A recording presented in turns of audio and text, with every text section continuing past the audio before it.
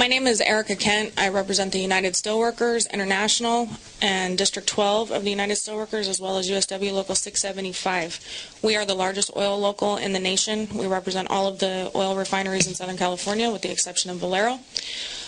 The reason that we are opposed to this bill, in part, many of our problems with this bill have already been addressed, so I will not go over those again. But in part, the amendments that have been made to this bill, although it's been suggested that they will protect proprietary employees of refineries, which we represent, it will not do that.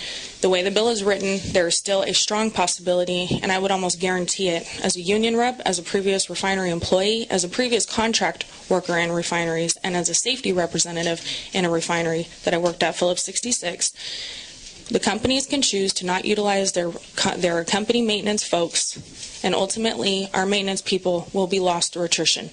Company will not replace them. The most important job a refinery maintenance person can do, first and foremost, is be safe. Secondly, is fix equipment correctly the first time. And third, when there are problems that are outside of the control of workers, and we have unforeseen and terrible explosions like we had at the Chevron Richmond refinery, also the Anacortes Washington refinery where we lost 7 workers, BP Texas City, and the Gulf Coast oil disaster, none of which were found to be the result of workers. When we have those incidents, maintenance workers, proprietary maintenance workers, are our front line of defense. Chevron Richmond could have been a lot worse if the maintenance workers who are on the fire brigade were not trained to be able to go in and mitigate that. I'm going to give you one short example, and then I will conclude my testimony.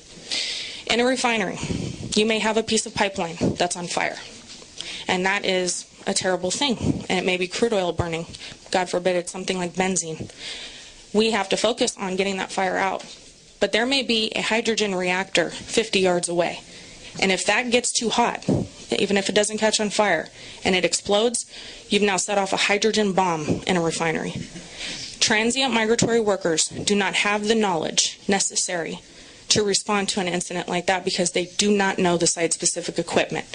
If we lose our maintenance workforce, if we lose our daily maintenance contract workforce that have been there for 20 or 30 years, that work for Transfield or Brinderson, we lose the experience necessary to prevent catastrophic failure, miles in diameter of destruction from something like a hydrogen reactor going off.